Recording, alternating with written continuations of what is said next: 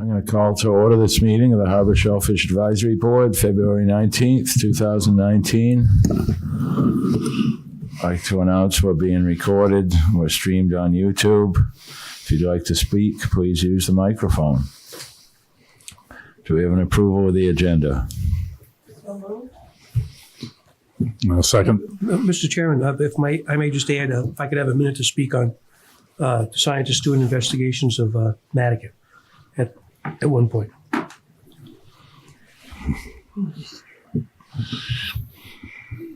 Anybody have any objections? Nope. Okay, Ken, we'll bring that up later. Mm-hmm. Approval of the agenda? All in favor? Aye. Aye. Approval of the minutes? Anybody get to look at them January 8th?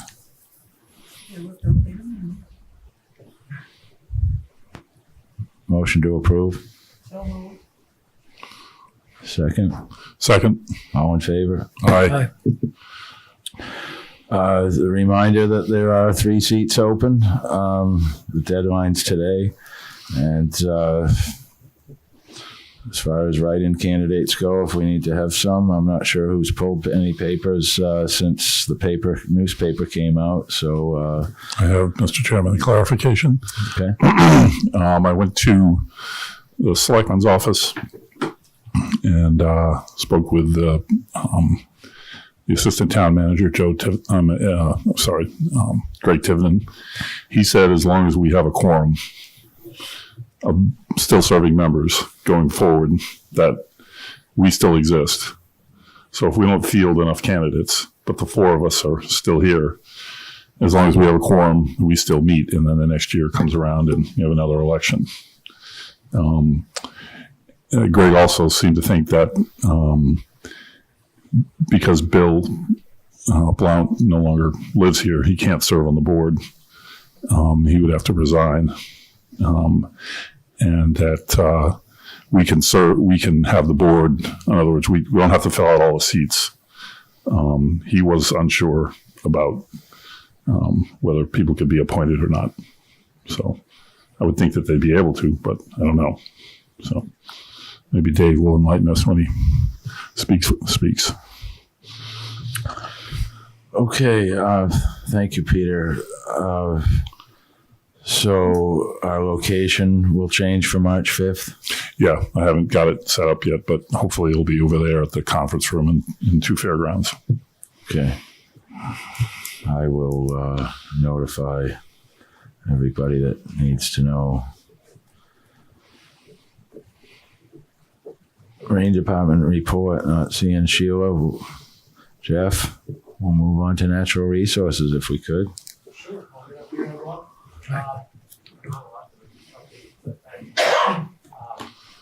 The hatchery is kind of up and running. Algae fully growing. We've scaled up. We're kind of almost at full production algae lines. We're getting ready to probably start moving some breeder stock. Here in the next couple of weeks. Hopefully our first probably part of March.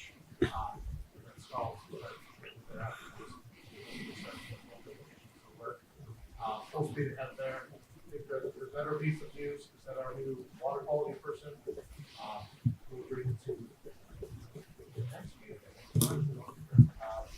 There's Heidi's Forgay. She's coming to us from Washington, D.C. She just finished up some time with the Environmental Protection Agency. She'll be starting with us on either Friday, March the 1st or Monday, March the 4th. Get started, but she'll be with us the very first part of March, and we'll hack her in so you guys can meet everyone. Her background with GPA, she's just been one. Has been in the biosolids program, so fertilizer and water quality and testing is right up her alley. She's excited to get away from the federal government and start working. So we're excited to bring her in. Other than that, we're kind of making our way through the season. Season. Obviously, it's kind of a down year. We haven't had a lot of individuals going. We're averaging on good weather days 4 to 8 boats that are leaving, sometimes less, sometimes more. I know we've had a couple days where the red flag has not been up. We've had 0. So the catch and bushel count kind of reflects that we are around 2,000 bushels. Which is just that is nowhere close to where it used to be. Hence the fact that we're averaging 4 boats a day in January, February, on good days. Good news is apparently they've all been reporting that they're seeing seed and seed's been around. And I know in our shows that we've definitely found some seeds, so hopefully this is kind of a block. Hopefully the hatch will something like that and then kind of continue to hopefully we'll all the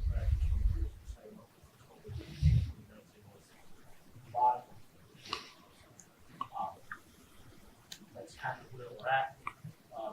Scallop season wise, which I would like to do for my side.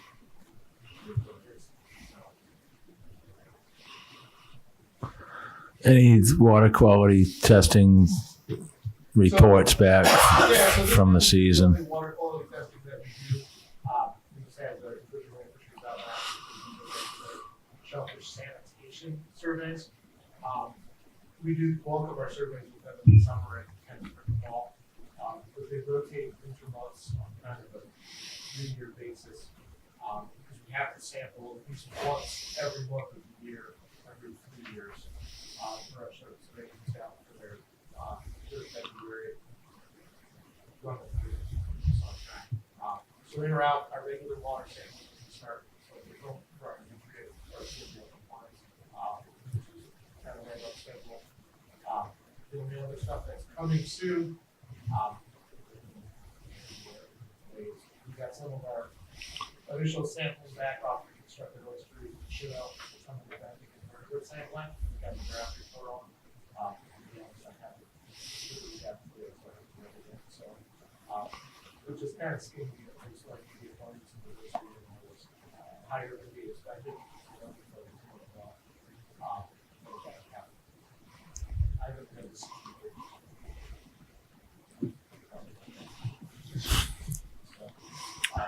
Well, hopefully we'll have that soon. I think at some point we'll probably schedule a video to come in and talk about that program a bit and show the site with the shooting. So, that's there. I know we're looking at potentially some other sites. The Conservation Foundation is about collaborating on the site. But that's really kind of early figuring out what we can do and what kind of data we can collect. See at the site.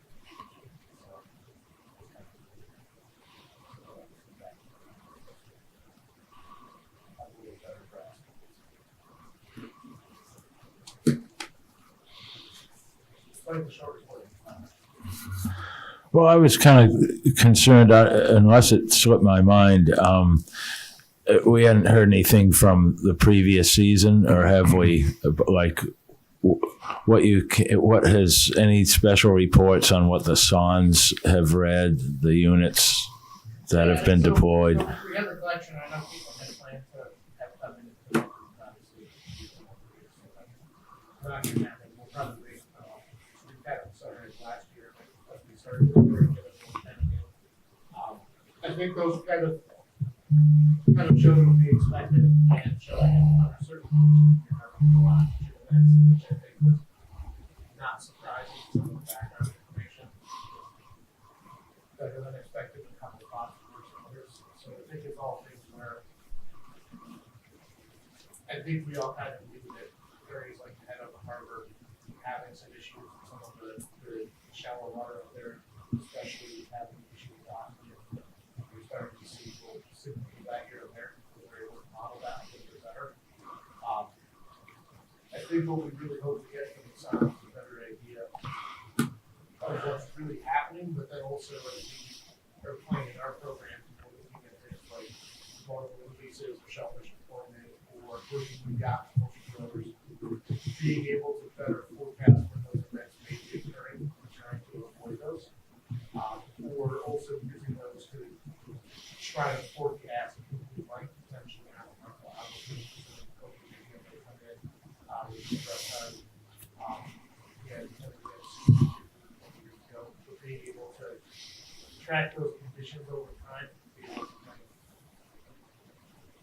if the conditions are right for those to potentially occur.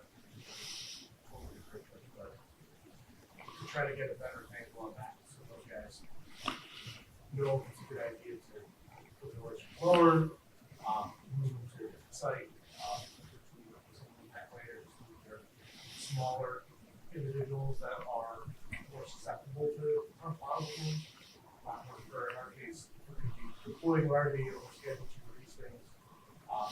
If those conditions are in place, obviously, narrow our site selection down based on contact.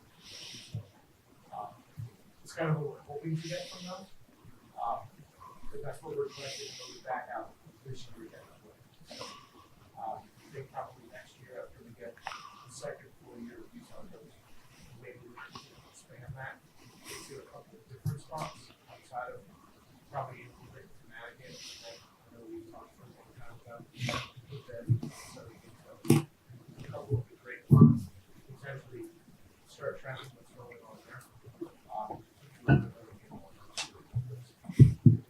They're expensive units, so we want to make sure we have all of our procedures put together. $20,000 year. So we are wanting to do it.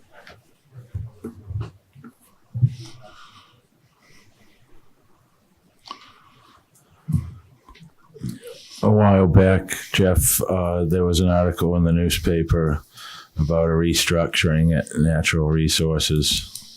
Is that something that's taken place? Are we going to see any changes with how you represent us here? Or Yes and no. I mean, I think the town is always but as everyone's roles kind of redefined, somewhat kind of see shifts and one of the positions that we're probably doing, hopefully sooner than later, we'll be adding on a coastal resiliency specialist into our department to kind of finish off the coastal resiliency plan and then start to implement that plan. And obviously, a lot of these things that come together are really cross departments. So you see, coastal resiliency is probably the best example for us where it involves health and public works, administration, and finance, and emergency management. All of these things together kind of coordinate things.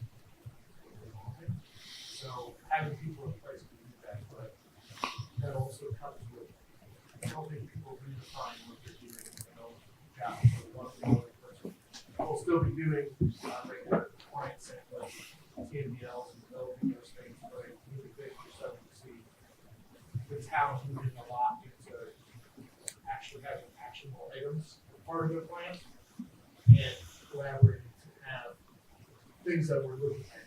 Just kind of an example that we're looking at right now is we're looking at installing an in-water oyster habitat enhancement and second pond to help attenuate wave energy coming into the corner that are really last year. So that's a project that involves multiple departments to put together and to do because the manpower to do it. So everyone's shifting a little bit and we're kind of transitioning from really being a very data collection oriented group to actually converting that into action items. So you'll see a little bit of transition that way. One of the things that's probably coming soon too is it looks like we'll be co-located with the health department within the year at the old fire station after the last being selected. So I think we're excited to be in the same place with Rupert Allen, our talent family, working on things like the fertilizer program and a lot of the cross departmental things that we do, whether it's big leaf sampling or shellfish sanitation, water sampling, or those basic shellfish handling procedures. State protocols, having two departments that have a really significant amount of overlap in the same place. Very much good ideas that can happen that way. It's nice to have kind of like focused areas. So, that sounds great.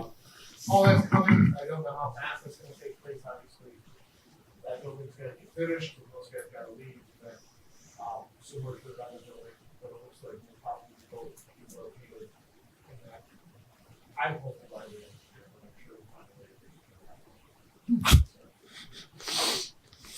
Well, hopefully that will be something that we're, have some ideas that we'd like to do to make things work. With that sharing some hope, we have some nice meeting space to have conservation commission and Shad and health department and board of health. Not only have a more permanent home that's a better space for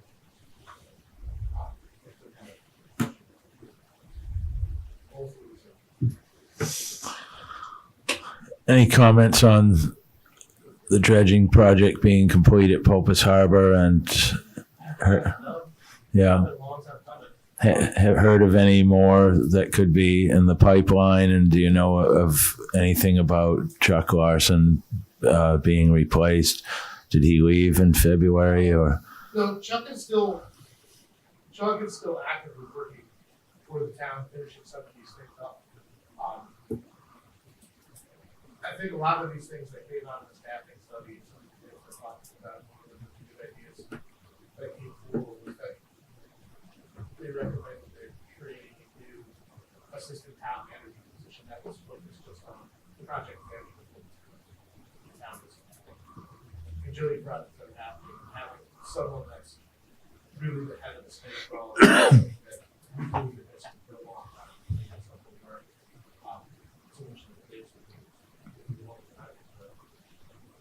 It's always been very departmental based for what's going on, and it's something where on occasion we find the planning and NPDC is working on a project that Public Works is kind of working on at the same time, and that Natural Resources kind of working on at the same time, and there's no one that makes sure all of those things are going together. So sometimes you get some duplication of effort, or sometimes you don't have a home or something that's ultimately responsible for some of these things.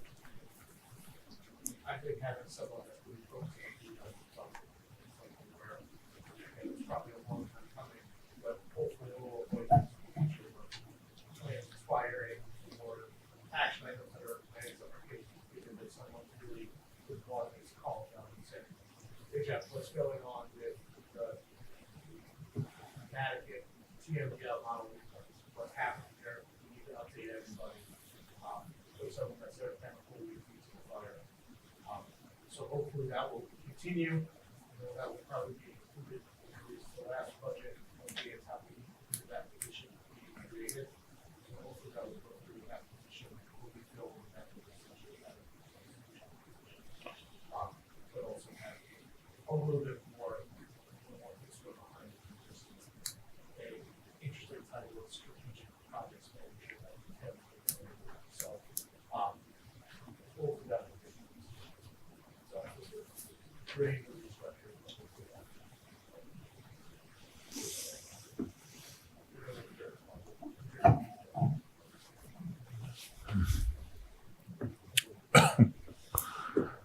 Questions for Jeff, board members? Ginger? Yeah, so you haven't been doing any water quality testing this winter at all, or have you?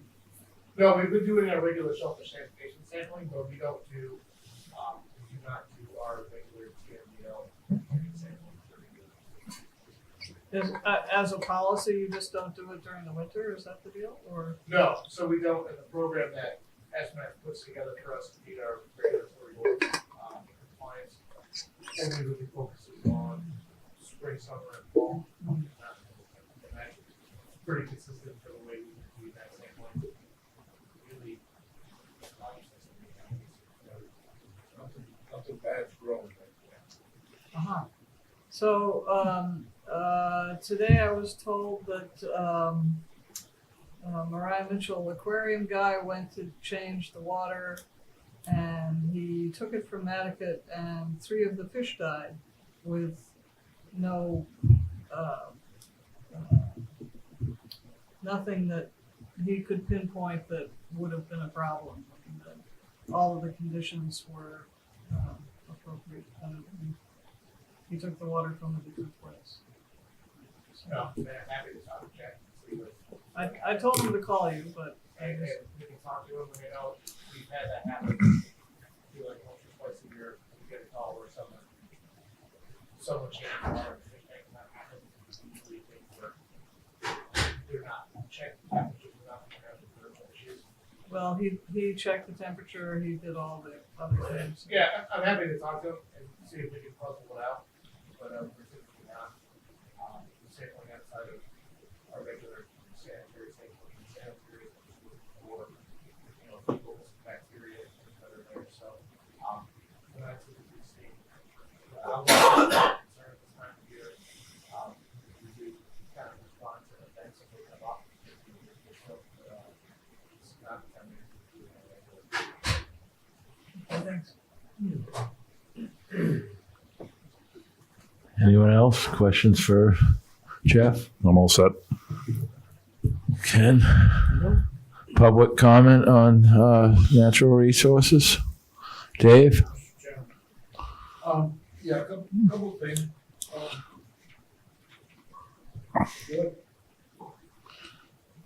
Where Shimmer is at? So when you get into Shimmer Pond, the area that was permitted, when you first come in, first people to say about it comes around, and it's right around the corner. What's the criteria for selection of those, that, anyway? So that we have to do a regular qualification, like we would qualify that multi-site. Oh, you do? Yeah, so we have to go out, we have to survey, we have to first make sure that, the first species that's being used for ionotype, if there's any grass, the site is automatically as well. So if it's a single shoot in the area, that means you're out of luck. The second part of that criteria is essentially going through and counting shellfish, and you need to be below a certain threshold to have essentially less than one shellfish per square foot. So we go out, we do that survey, qualify that site through the to do that. And then we also, for our site selections, we do substrate replacement by adding the pure oyster shells. We actually have to do kind of a depth of sediment. We don't want to totally sink it into the black rock. So we end up having to do a few bed grabs and then measurements on what that sediment is. We disqualified another site that we could get for a bottom within range of not using essentially all of the shell. So we look at an area of fullness, and it was just too much. We had the plants, didn't have the shellfish, we just didn't have the bottom that was supported. So, and then from there, we did about a year's worth of data collection on light data for turbidity issues. We put out spat collectors in the area to make sure that is that we're storing the right there. Those came back with nothing that kept it in shape. And like the regular water quality data, make sure that we weren't getting real fluctuations, that we weren't having problems with maintaining salinity. The spot for regular coming in. And then after that, here's completed, so regular permitting. Alright, I'm just trying to get up to speed on a couple of things, so if you can go here. How many, growers do you have? So right now, we had, And, second question, how many, and do you have any open acres? right now, we only have open acreage in holes. So right now, there are varying degrees of production. There are the 8 regular growers that are around. They're occupying all but the section that the town uses out of the harbor. Big site up there. The Cascada sites are all taken, the winter sites. Jay Park still holds a piece of Cascada Pond. Steve Bender is the only one that doesn't hold multiple leases, and he still holds his outside of Fulton's Harbor, kind of like the top of that area. Yeah, so the only spot that's left for the other sites that we did is the western zone of Fulton is potential local wintering spots. Right. And those are soon to be done. Mr. Chairman, you asked about the dredge shape. I had a couple members contact me last week about the dredging, and the dredge plan. Peter, you and I think you and I talked about the dredge plan, or Andy, I think you and I. Mhm. I contacted a consultant who was hired to do the dredge management plan for the town.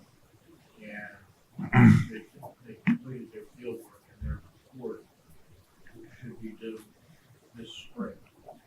And what that does is it maps out all of the previous dredging, historic, back, you know, from 20s and 30s. And it attempts, or will attempt, to put dredging projects that have been permitted before on a schedule for permitting and an accomplishment. Because the permitting has become so difficult. I'll give you the analogy. When we dredged Pulpus Harbor in 1993, the permitting took about 6 weeks. It cost us about $15,000. To dredge 30 years later, to get the permits to dredge Pulpus Harbor, it cost me, cost the town, over $150,000. It took us almost 2.5 years. So dredging permits were very difficult to come by. So what this dredge plan looks at all of the sites, Nantucket, Hither Creek, Pulpus, everywhere that's been dredged. And then adds new sites like Easy Street, Town Pier, places that have never been dredged before. Puts all, hopefully we'll put this on a schedule so there's permitting and funding, which also is so difficult to come by, on a schedule. So you'll be able to say, okay, we're gonna schedule to do pick a spot, start the permitting, and then chase the money to get the funds to do the dredging. So that's why the dredge management plan, I think, will become a good tool for the town to have. And that report's due out in this next spring. Your point about action items, I think can't be emphasized enough. The harbor plan, which I've got to find out, in the 2009 harbor plan, one of only 5 in the Commonwealth that are approved, state approved. We gotta find out when that needs to be updated. Yep, so that plan expires this year, but we are budgeting to do this required update this coming fiscal year, so we'll have to be putting that out. And the reason that's important, and if you've never read it, you need to read it. It's online. The reason it's so important is because it's what gives the town and the Conservation Commission and other regulatory bodies the authority to regulate things on the water, depending on water use. So it's an extremely important document. I'm glad that you guys are working on it. But back to my original point. The harbor plan is a perfect example of how necessary it is to have action items when you write these plans. I wrote numerous of them for the town. And the ones that have action items really get things done. And those that don't go on the shelf, you know, in somebody's office and at the library, and they're still sitting. And another example is the coastal management. We did action items for the coastal management plan, those projects got done. There needs to be more done, I'm sure, but anyway, and it got done. And I think the hazard mitigation plan is another one. You saw the update from the selectmen the other night, about the hazard mitigation plan. So anyway, I just want to point out to you how important those action items are really in this plan. And the other thing, just as a side note, I gotta laugh. You guys being co-located with the health department means that we've recycled back 30 years that the biologist the first town biologist, Tracy Mayhew, and, not the first town biologist, Ken Kelly, but Tracy Mayhew used to work part-time for the health department and for the marine department. When we started doing water quality testings in 1989. So it's kind of interesting that we've come full circle now. And it's a good, I think, personally, I think it's a good fit, just because of what you do for a living. Thank you. Thank you, Dave. Right. Jeff, if you don't mind staying quickly for, Yes, Uh, you have to leave shortly. 'cause I yeah. have a child. all right. I have Well, I know you were busy with Concom field inspections today, and really appreciate you being able to make it and fill us in with all these questions. Just curious, I guess, well, I'll move on quickly. If there's nothing else, public comment on natural resources in old business, hazardous materials collection containment.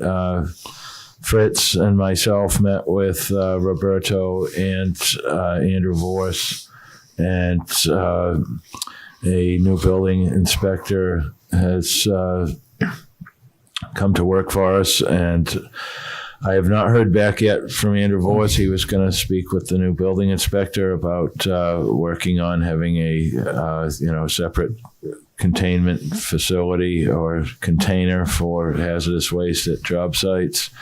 Hope to find out more about that by our next meeting, hopefully. Anybody else have any comments, questions on that? Environmentally friendly moorings. Fritz not here. I'm going to jump to new business. Jeff, I guess, Articles 22 and 24, we've seen them in the warrant for years, the embarkation fee, and the other one being like a waterways. There's, it seems, the first item on the list for these articles is, improving water quality. And it seems as though the money always gets filtered in a different direction. Waterways Improvement Fund used to actually pay for a lot of our contractors and plants for water quality management. That's there. I think we kind of took a step back a little bit off of the Waterways Improvement Fund intentionally, because I think after we discussed it, the calculus that's out here in some of our facilities where it's a lot of some TLC or new network, that we had enough funding to run our program outside of that. So we really haven't pressed the issue on that. Be functional and working with your town here, and some of the other things that happen in town. But I do think over time, hopefully, we start to see a shift to include that again. I think it's perfect. Big money to run off of a lot of extra state funding that we get. There is a big part. A lot of programmatic donations that we make, grants that we receive. We're able to function in the Shellfish propagation fund to really help us as well. So it's something where we're happy to be part of the team, and that there's uses for it at times that are equally as important. But I also know that if something was major and came up, we can return that funding to something that they've never said no. Like, try to save that gas for something. That's really important. Husband was to bring your own money, we can't do a lot better. Well, it was enlightening. The meeting that we had Cormac here, and you were here also, and there was a decent amount of discussion about, stormwater runoff and our, catch basins and drain systems in town. And think to those that, I definitely encourage, I know this Thursday is the kind of the public information and public session on potential stormwater regulations and guidance that we schooling. And I know we are in the midst of creating, I don't know, I would call it the stormwater and groundwater discharge bylaw. So a lot of these things are a little bit unregulated at the moment. They have different, sometimes they take sometimes help, but there's no real umbrella piece that goes with it. And I think a lot of that is hopefully coming from new rules that give better guidance to people, whether it's homeowners or construction or going out to community water permits. But also kind of setting a policy level for the town of how to deal with stormwater and why it's important. So I think that's something that's kind of the next step. I know we've been working on sewers and septics for a long time. I know we've been working on fertilizers for a long time. We do a lot of very successful. We've never really, I never really feel like we've jumped into stormwater. There's been a lot of cool projects that have gone on, good things that have helped out. But I think having kind of their policy could be better stormwater. It's kind of that. So I think that's what this paper exactly. That's what it's going to be. And then again, I think having that project guidance at the town administration level, to look at it and say, you know, I think it's touching and once permitted hookups to it, David Gray is, you know, doing the work to get all of the crossovers between sanitary and storm knocked out and pulled off. There's a lot of, you know, during the stuff like we had last year, a lot of intrusion into that system that doesn't come in. The catch basin is coming in through broken pipes, roots, and things under there. It's something that's important. So it's all things we can try to work to do to get better policy. You know that we have to do that. That's the number one outlet study. Stormwater is the number one contributor to nutrients to Saxon Pond. Most of it comes from some of it comes from the rich pillars, but the bulk of it comes off right through that portion where you want to get in. We get in and go back, put a controllable load breakdown in Saxon Pond. That's the number one. And it's something that when you go down that road, I'll buy you lunch for every day you try it. And so I was out that way yesterday, and I noticed that in two sections, someone, I'm presuming the town, dug out ditches. Were they did they connect that wetland across to just increase the flow? Yes. Okay. Those culverts were put in during the original Polk Road construction and then extended during the Polk Road Path construction. And then they sat after they were built, and they were maintained for a period of time, and then they overgrew, and kind of from our best guess, it doesn't look like they really been maintained for about 20 to 25 years for a good chunk of it. So some of it was recovering those from condition assessment, some of it was that they were so non-functional that they were having impact. Those are all areas I think people be a big number of culverts and connections and stormwater basins that are all over the island. Not so trying to get all of those things back functional without a realistic assessment of how those systems are working. I think a perfect law that went on to make it that 11, but 11 to do this work before that water gets back to the farm. But right now it's overhead sheet flow, whatever it picks up, it goes wherever it goes without filtration or pre-treatment or any collection points we may be able to separate off through a filter or screen. Oil, some of the other USC production filters before it gets back. So I know it sounds terrible, but hopefully it makes sense. Well, and under new business, all three of these with the new lodging tax, also that's coming into play for like Airbnbs and weekly house rentals and whatnot, and seeing these year after year, these two articles in here, the wastewater improvement fund, and it almost seems like an oxymoron why this money isn't going straight to what we desperately need the most, which is, stormwater improvements. We have, as you know, our outfall areas, Washington Street Extension, Washington Street, Children's Beach, all need maintenance. And as was mentioned at that previous meeting, the system that First Winthrop is supposed to be maintaining and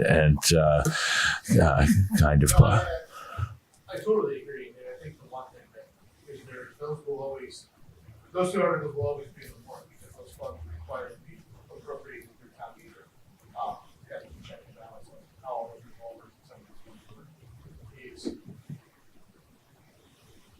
I think what some people don't always see with those funds, if you look back at the kind of the enabling legislation from all the funding sources and how they work.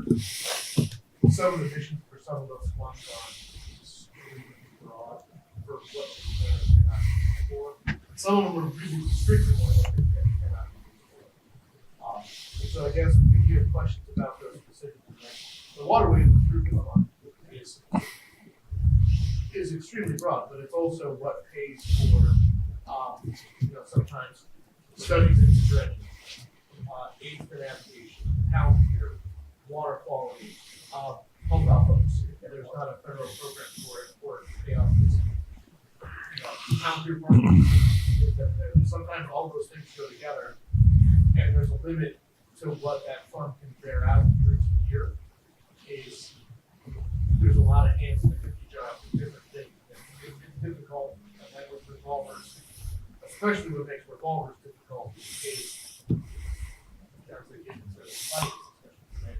The town has a number of revolvers, and those revolvers total can only be 3% of the total town appropriation. So the town has $80 million in their regular general appropriation that they levy through property tax. Revolving funds can only be allocated at 3% of that number. There's a few ways to massage that a little bit with special exceptions, but that's kind of the basic rule. And when you look at the revolving funds include improvement, waterways improvement, Shellfish propagation, big nasty airport fuel is the one that really takes the biggest hit of all of them, but they all have to work together. So if you have a big project and say, I have a really healthy fund balance, so the beach fund has a really healthy fund balance. I want to build a bathroom facility at Cisco Beach. I'm going to take it from the revolver. Well, you now have to look at all the other revolvers and make that number work.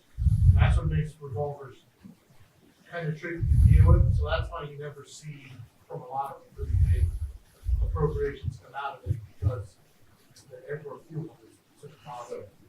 But they're tricky to work with. At the same time, they're really nice because you can go year to year and you can plan in advance to say, well, I'm going to budget this year knowing that in 2 years I'm going to request a bigger number, and we can work with you there to build up stuff. The other thing about the revolvers is the fund balance can be carried forward. That's very important. Where your general fund on June 30th, that money goes away. I don't know where it goes, but it goes somewhere. Okay, it gets reappropriated in subsequent years or whatever. But that money stops. In the revolver, you can carry the money forward. As far as the waterways improvement fund, I am really dating myself.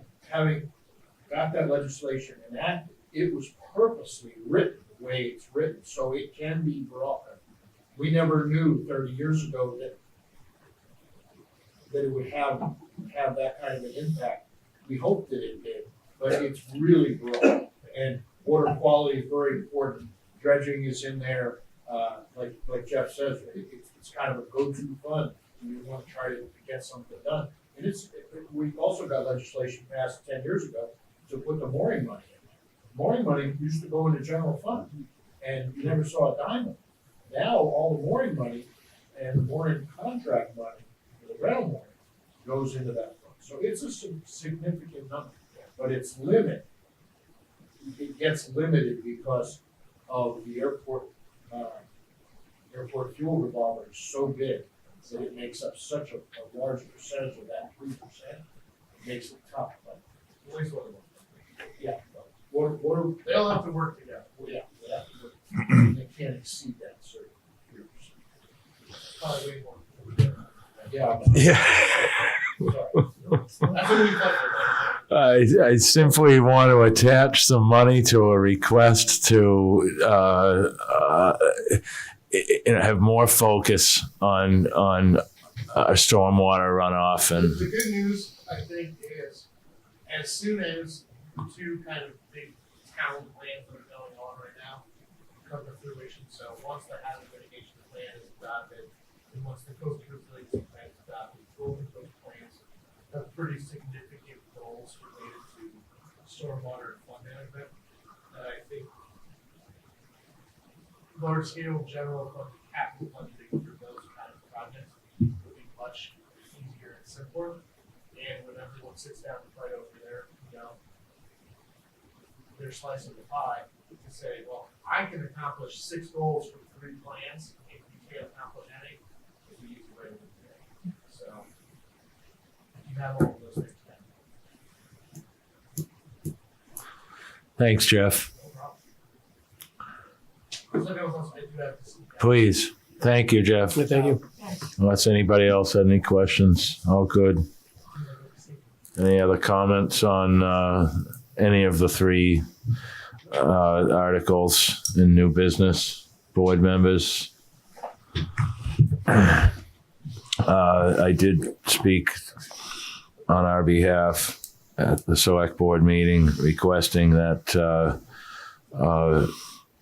they focus more on water protection with this lodging tax that's coming into play. And as Ginger says, it's probably something we need to continue to hammer away at and put out reminders.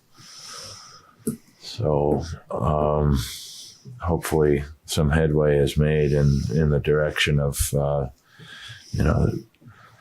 Department of Public Works being able to move forward with some projects on cleaning up some existing areas and creating some new areas if possible. Comments, board members? Nope.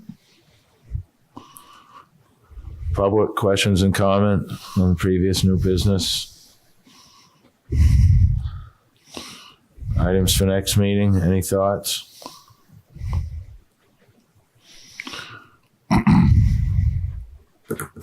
I'll be in touch with you all before we make the agenda for the next meeting.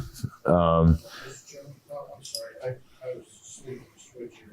Did I make one comment? Please do, Dave. I'm sorry. You're supposed to pay attention. All right, so I did pull my nomination papers, but I haven't submitted them. I've talked to a couple of members from the board, I've talked to the selectmen, I've talked to some of the people in the administration. I'm just unable to commit for a 3-year commitment. Mr. Lowell and Grace, we chatted about that. I did submit a letter to the board of selectmen requesting their consideration to appoint me as a member for a 1-year term if there were vacancies arise from either the election or resignation. I'm working on talking to Bill Blount about he just needs to send him an email and resign. That seat can be open. If you will. It's good to hear that you can continue to do business Right. for members. I was concerned about that. There are some things, and I've talked to a couple of you about this also, there are some things that I'd like the board to follow up on, that I would like to help with.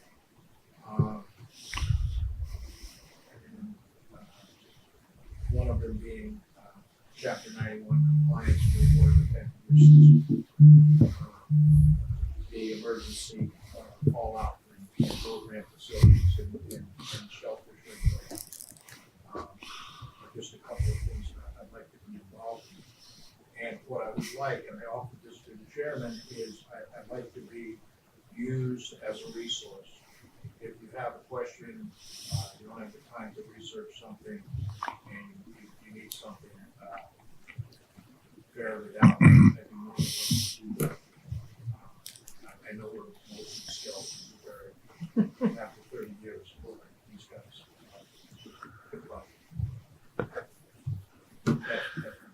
Dave, that's huge. And actually, I spoke with Mr. Blount today, and he'll be here tomorrow. He's been working hard on the Ruthie B. He's pulled it out of the water. Sounds like he had a fire. If that sounds familiar. God bless him. But I asked him, to get in touch with me.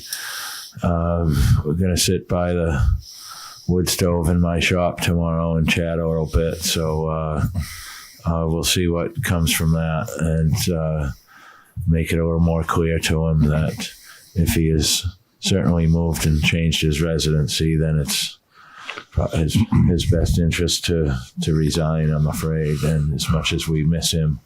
And your willingness to possibly fill in would certainly help us to keep moving here to have, I want to clarify for myself and the public, Peter, you're mentioning earlier, and Dave, you also, we can still work as low as a 4-man board. Correct.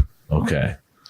We're still considered a 7-man board, but if we don't have 7 members with the quorum of 4, we can continue, which we always have. Right. I just wanted to clarify that. And then we hope to recoup and get everybody back on board the following year. Yes.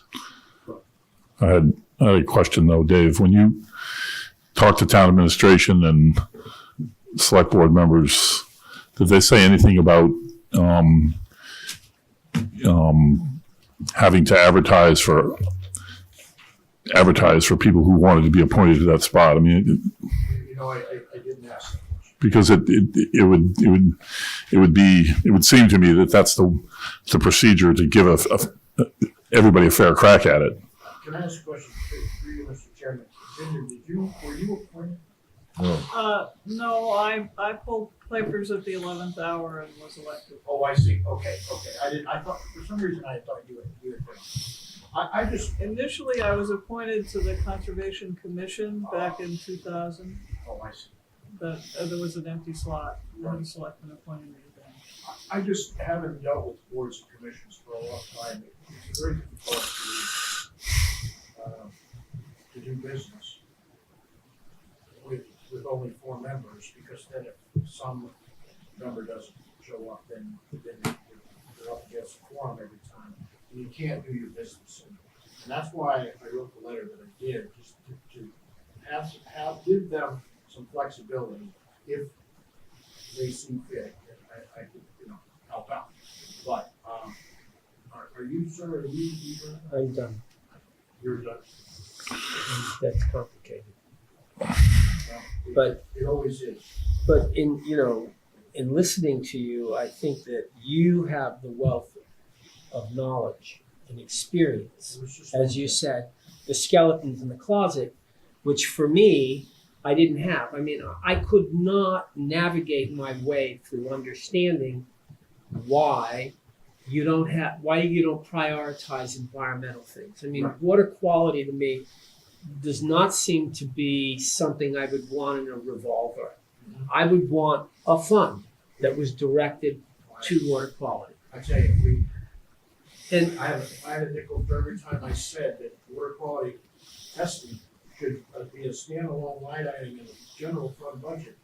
I'd be a wealthy man. But it's always been the red-haired stepchild.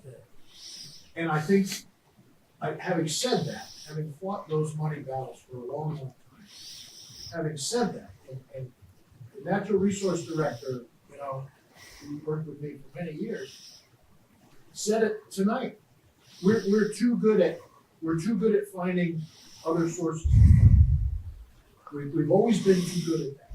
You know, so we've never come up against the day of the reckoning of the budget when somebody stood up and said, nope, we're not gonna be able to sample this year because there's no more money, and walk out.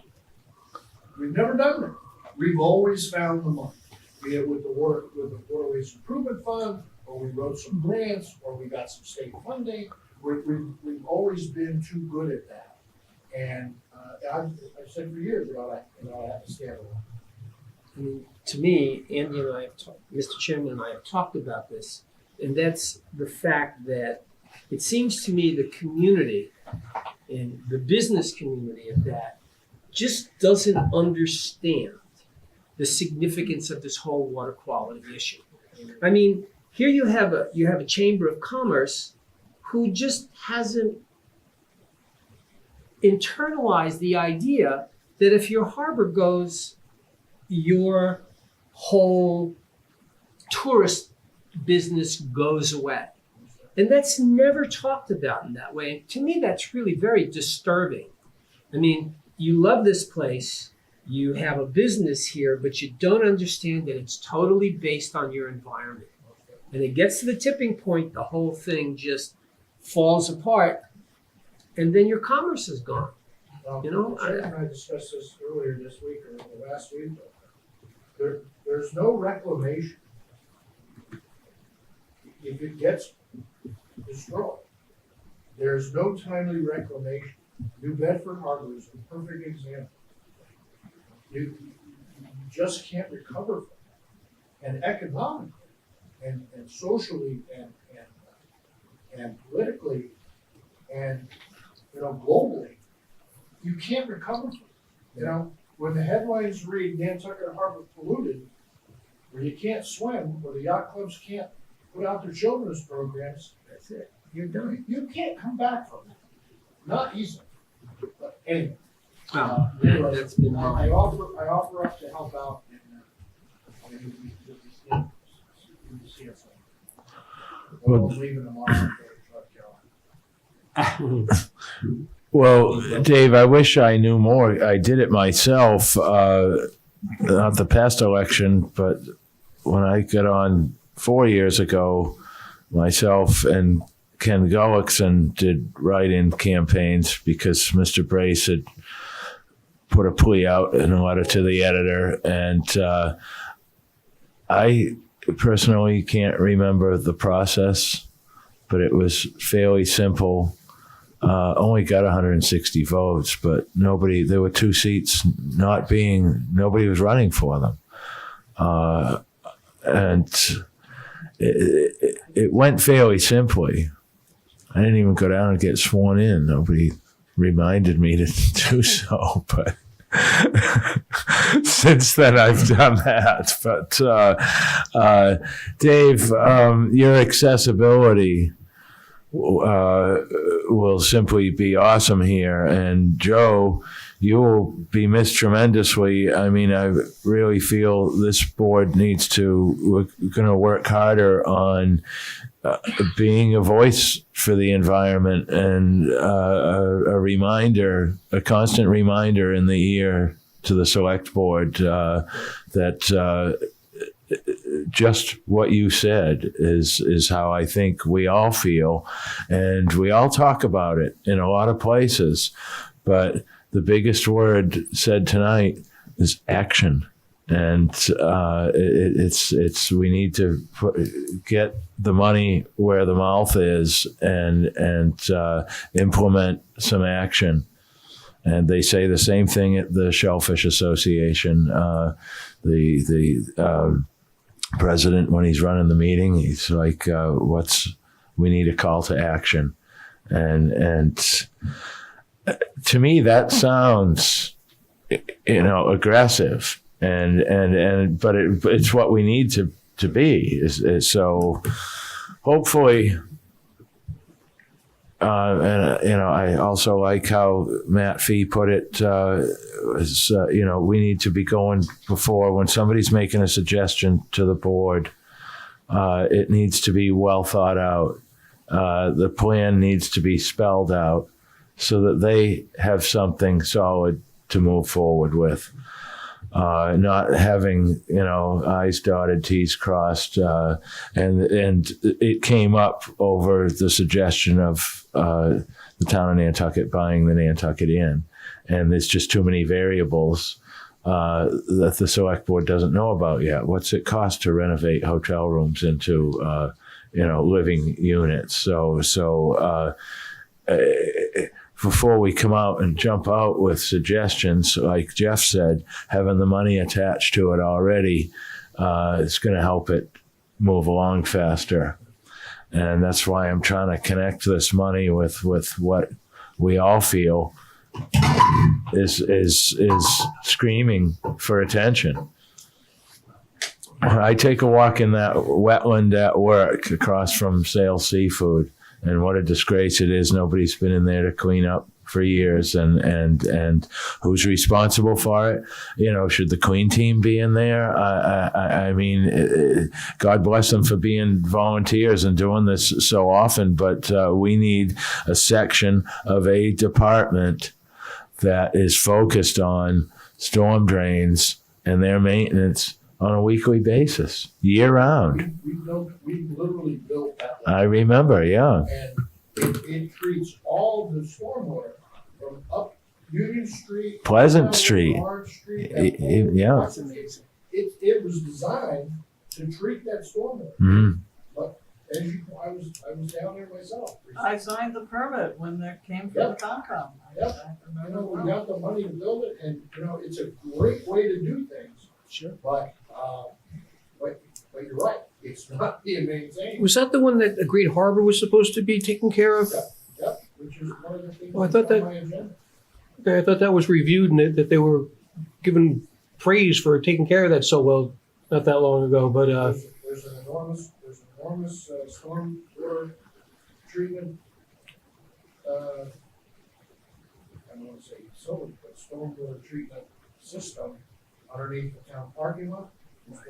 There's two up behind the school that we built to protect all the runoff that goes to the harbor. We protected the entire watershed. What we didn't do, and now it's come back to bite the town severely, was the downtown. We did the watershed as they were feeding into the harbor, but we didn't do anything with the downtown house. And now we find that those are in such terrible repair that they're failing greatly. Anyway, those are the kind of things on my agenda. All right. Well, I believe I mentioned before I'm inviting Emily Molden into a meeting, and with the as much as she'll be able to answer questions from our party members, I decided to ask her to come in after the election to give her some more time to prepare to answer some questions, but also be able to inform the new board and give the new board something more to focus on and move forward with.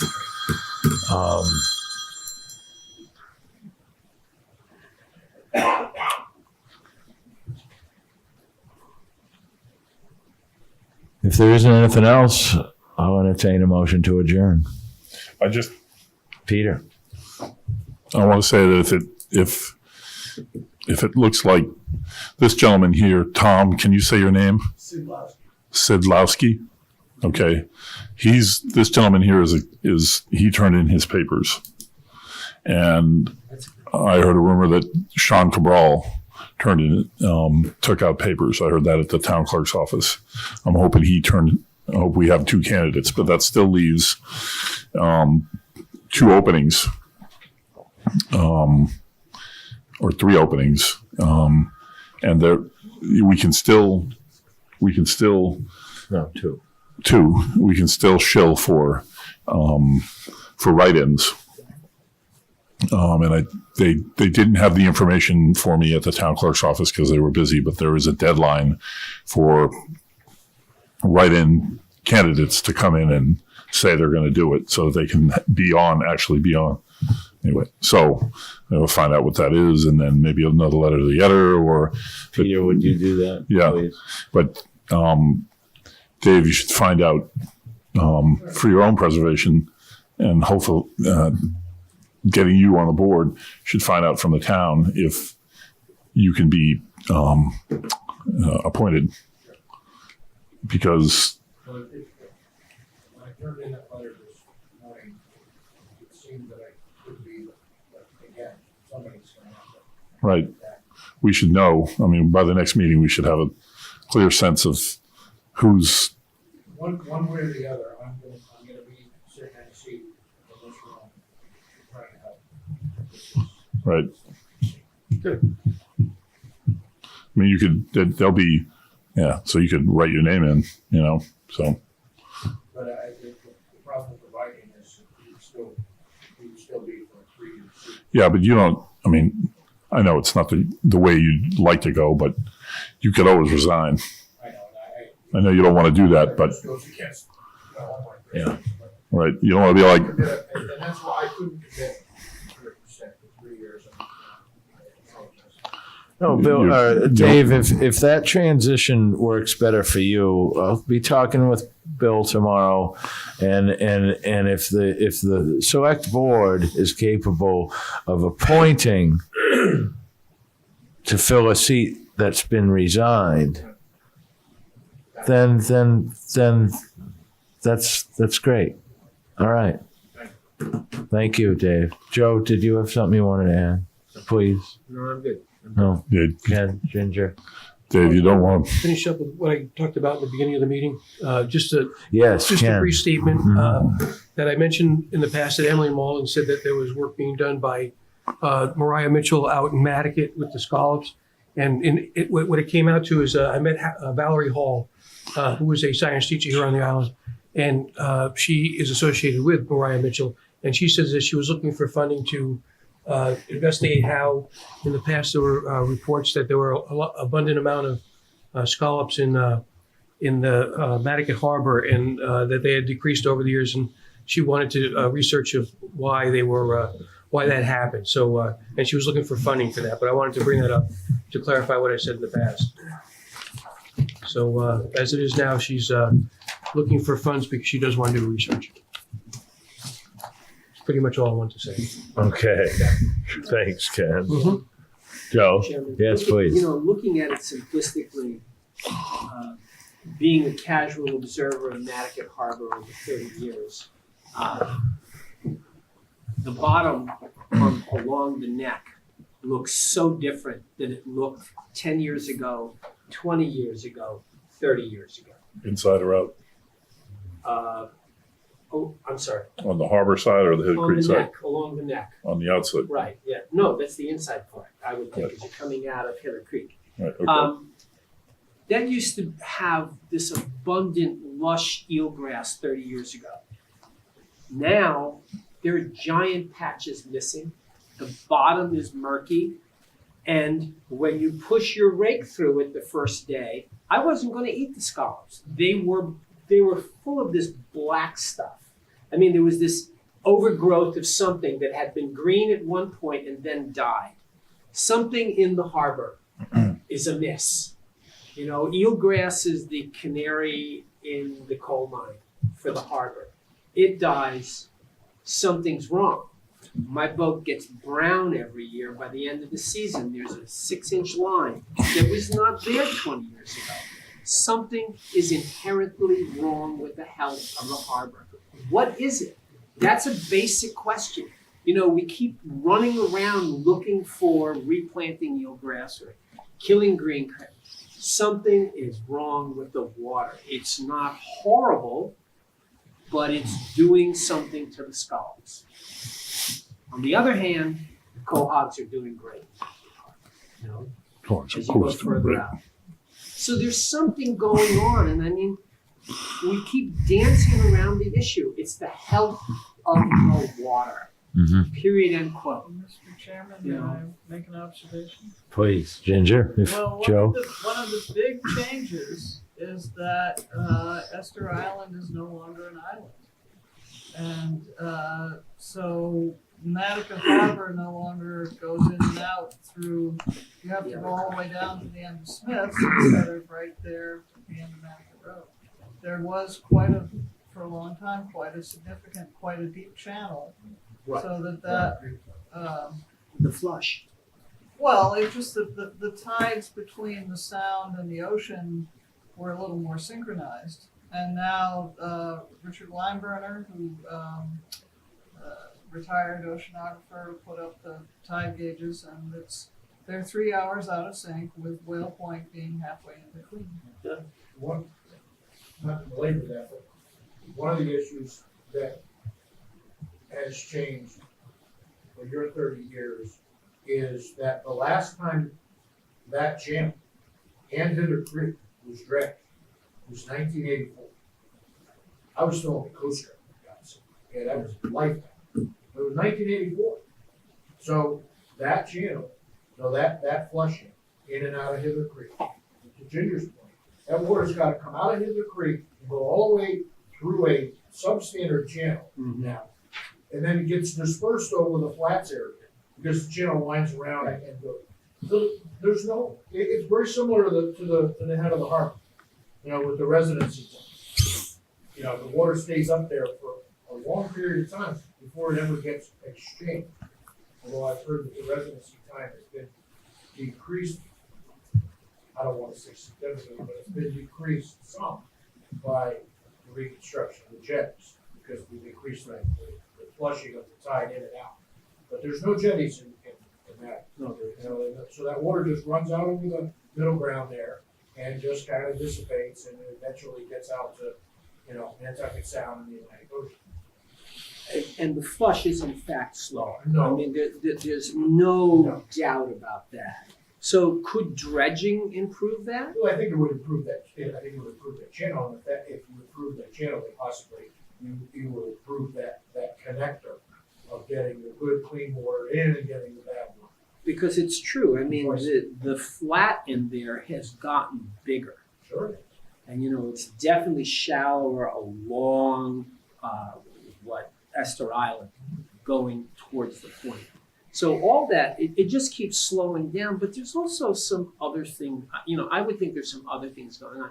I sort of have this problem in my head and have no way of understanding how to direct us to make it better. I mean, are there little things we can do? Sometimes it's baby steps.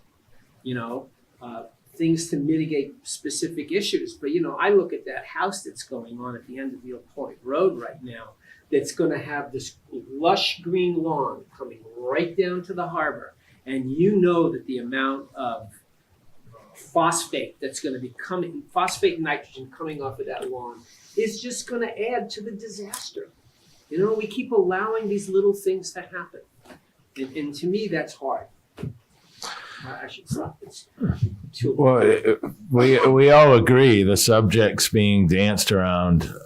I mean, a lot has been done, but a lot more could be done, and I don't think fertilizer regulations go far enough.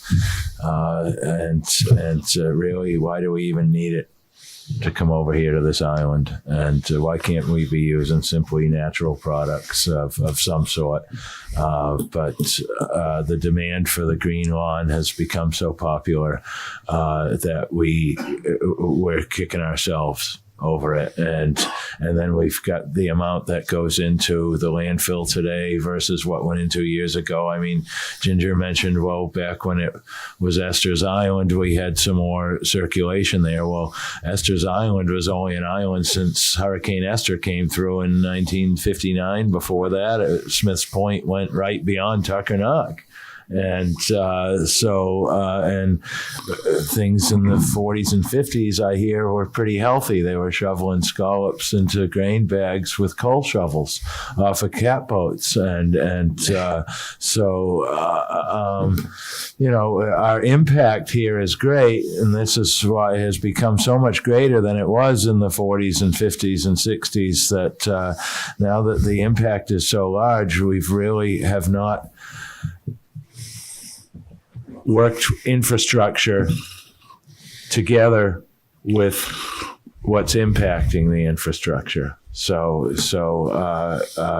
I see a big need to play catch up here. And before we see that day that it's too late, that announcement that you can't go, do a children's activity in the harbor or something. So, I think awareness, education, the constant bombardment of advocating for projects that keep our harbor healthy. Very important, and hopefully that's a priority that we stick with. Joe, we talked a bit, together on the phone the other day, and you had some great ideas. We all kind of have our own little ideas, and like you say, we should just focus on one, all work on it together and get it done. I like that methodology. We may take that advice and work with that some more, and because we're all volunteers. If anybody read the article, they got some things wrong in the paper, but we don't have the time to spend what it really needs, but maybe if we just pick one item at a time, like you said, Joe, that really stuck in my head, and all of us try to focus on that, and until we get somewhere with it. But when you have to constantly bombard and resuggest the same thing, then we do need some other things to talk about also. So, and there's a lot of moving parts here. I think there'll always be something we can discuss here and hopefully make some headway with, because some people think Nantucket has good problems and other towns wish they had our problems. Those are problems like traffic and needing more housing or things like that. Some of those could be looked at as having good problems because we're such a popular tourist destination. But I think we have a lot of looming problems that could be detrimental to our good problems. So if there isn't anything else, I'll take that motion to adjourn. So moved. Second. All in favor? Aye. Aye. All right.